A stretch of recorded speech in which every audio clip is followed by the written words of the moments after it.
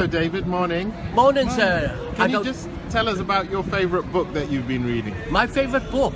Well, it goes back 5 years and it's a great book and everybody should have one on their bookshelf. What is it? No, it's not that one, it's the Quran. How I got introduced to the Quran was I was on the plane coming back from New York.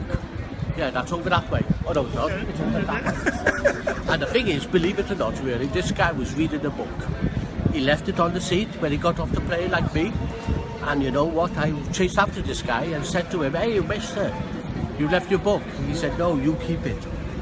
I said, "Well, okay." So I kept it. And then I was waiting in the airport lounge in Heathrow. And what happened? I started to cry when I read the Quran. So I put the book down. I was happy. I was still the same. And then I picked it up again. I started to cry. And then I got a taxi to my brother's in London. And then what happened?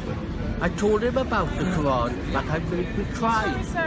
And you know what? Just a moment. And then what happened was really, he said, "Don't speak of nonsense things, don't speak of things." I said, "Well, the thing is really, why am I crying?" And then he said, "Go next door." So I went next door, and who was there? The man that was on the plane. And the thing is, name a number, any number. The thing is, I'm not selling that Quran for £20 million or £20,000. I read it twice a day, and not only that, I keep it under my pillow. And you also read it to people as well, don't you? I do, and I'm just going to go with that.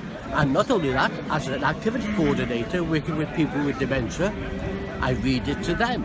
And the thing is, they ask me questions, I don't know all the answers, but I know there's one thing in the Quran. What is it? Truth. And if you was lost in the desert, or you was lost somewhere in town, you'd ask somebody away. What's the Quran? It's a map for life.